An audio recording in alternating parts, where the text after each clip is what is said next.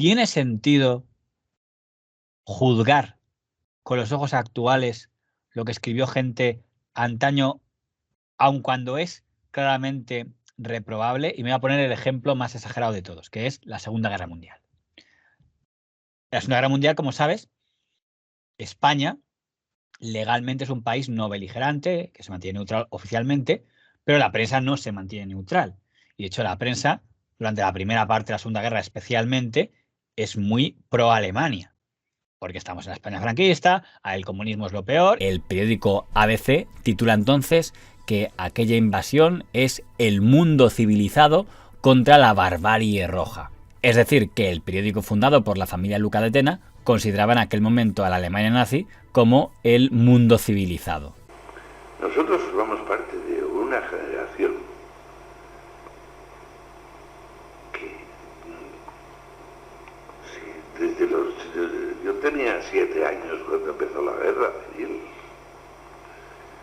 Y claro, el comunismo desde los 7 años estoy viviendo en mi casa, en el colegio, en tal, los asesinatos, los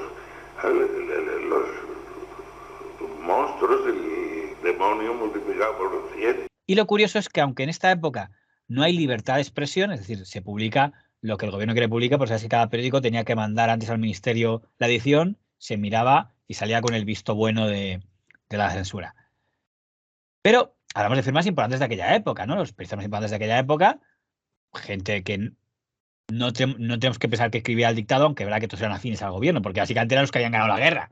O sea, que todos los periodistas habían ido con un fusil en la guerra y los que eran otro bando o estaban muertos o estaban fuera de España. Se podría citar a casos como el señor Ismael Herraiz Crespo, del diario Arriba, que estaba casado con una alemana, al señor Jesús Evaristo Casariego, carlista, que entonces estaba al frente del diario El Alcázar de la Tarde. Pero la pregunta es si es muy fácil escandalizarse ahora leyendo todos, Hitler, ese gran hombre guía de Occidente, ese dique de contención del comunismo, tal.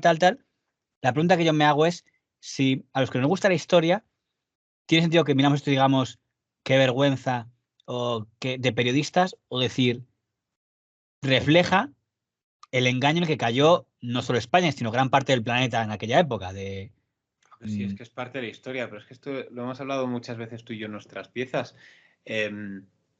No es ya solo con el periodismo, sino con la música, con la cultura, con la literatura. Hay que ver todo en su contexto. El caso directo del nazismo, o sea, el ejemplo que estoy poniendo delante. Pero es que esto es muy, muy claro y además se entiende muy bien el contexto cultural en el que estamos. Cuidado que todos pueden caer en el engaño de ese tipo. Por ejemplo, cuando muere Hitler, fíjate, Hitler se muere suicidándose cuando está ya rodeado y tal. Cuando muere, casi toda la prensa española, por no decir toda, hubo una revista que no y alguna que no, pero casi toda la prensa española murió heroicamente. Hitler muere luchando contra el comunismo hasta el final.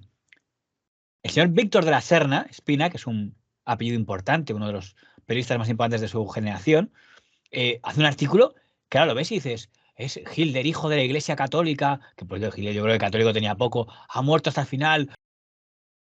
Un enorme presente se extiende por el ámbito de Europa, porque Adolf Hitler, hijo de la Iglesia Católica, ha muerto defendiendo la cristiandad.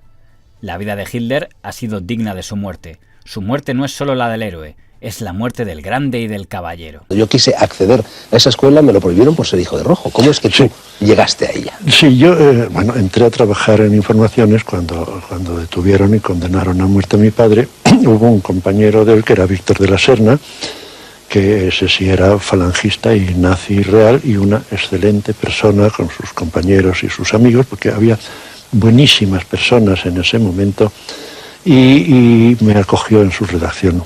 Otro director de la época, también muy afín hacia el nacionalsocialismo alemán, era el director del Diario de la Tarde, Madrid, señor Juan Pujol, que cuando el ministro de propaganda nazi, Joseph Goebbels, se suicida junto a su mujer tras envenenar a todos sus hijos, define esa muerte de la familia Goebbels como una muerte heroica. Y eso en definitiva fue lo que le costó la vida, pero efectivamente el brazo del destino que lo envió a morir fue un colega, fue un periodista, si no amigo suyo, al menos suficientemente conocido, que luego se convirtió en gran jerarca del periodismo de la época de Franco, que fue Juan Pujol, y si digo Pujol es porque él mismo se llamaba Pujol y no Pujol. que fundó el periódico Madrid, que luego fue el gran periódico de la libertad, pero efectivamente, qué ironías. Efectivamente, yo que escribí una novela contando todo esto hace relativamente pocos años, Muertes Paralelas, claro, poco a poco me fui llegando a la conclusión de que, porque hay que buscar un motivo, ¿por qué ese hombre denunció a mi padre, que mi padre era del partido de Maura, es decir, era un hombre de derechas, la familia de mi padre era de izquierdas, era socialista, pero mi padre era un partido demócrata, conservador, católico, de derechas? ¿Por qué lo matan precisamente en Burgos, no? Lo denuncia como marxista peligroso. ¿Por qué Juan Pujol, que lo conocía perfectamente, hace eso? Y entonces, poco a poco, investigando, descubrí que la Vuelta Ciclista a España, que estaba a punto de echarse a andar, por lo menos, en fin, como un fenómeno ya importante, era uno de los planes que tenía mi padre en una de las agencias de prensa, Notisport, una agencia de prensa deportiva que dirigía. Y entonces fue Juan Pujol, al terminar la guerra, el que puso en marcha ese proyecto. Seguramente para apoderarse de él lo envió a morir. Así son las cosas de la vida y de la muerte. Luchando contra el enemigo comunista como un héroe soldado. Yo no sé si es que no sabían que se había suicidado o que ni siquiera les importaba, era como metafórico de se ha muerto aquí este gran hombre. Es verdad que España no conocía todavía el tema del Holocausto como no lo conocía casi nadie, pero ya había muchos datos de él como para decir, es un tío que para empezar, a su país ha acabado hecho trizas, con lo cual dices, aunque no sé más que objetivamente el balance de una gestión, ¿qué está dejando ese gran líder en su país? Entonces, o decir, mira, es que quizá el país, Alemania, España, Italia, estaban como víctimas de una especie de... Sí, absortos pasión. En una burbuja. Sí. Yo creo que sí, que es que tenemos que estudiar siempre todas estas cosas y eso lo comentamos sobre el periodismo, pero dentro de su contexto. Y hablamos de un contexto, como te digo, en el que, en este caso, España... Sabemos quiénes son los que escribían y sabemos para quién escribían. A lo mejor no es que estuvieran absortos o no lo pensaban, a lo mejor es que decían, yo escribo para el régimen y sé lo que tengo que escribir. No escribo lo que pienso ni lo que creo, escribo lo que sé que quieren que diga. Ya está, entonces, como te digo, todo se analiza en su contexto. Entonces, no es decir, no, es que, claro, es que mira lo que escribían, mira lo que decían, mira. Bueno, creo que es lo coherente en el contexto en el que estábamos, ni más ni menos. Luego, el régimen, que eso es muy hábil de la dictadura, fue apartando a los directores que más se habían significado como pronazis y ponía gente que era más proamericana. Fue cambiando. Digo, como oficialmente, no, y luego decía, no, yo no dije nada, no era el gobierno, eran los periodistas, esos periodistas que un truco habitual.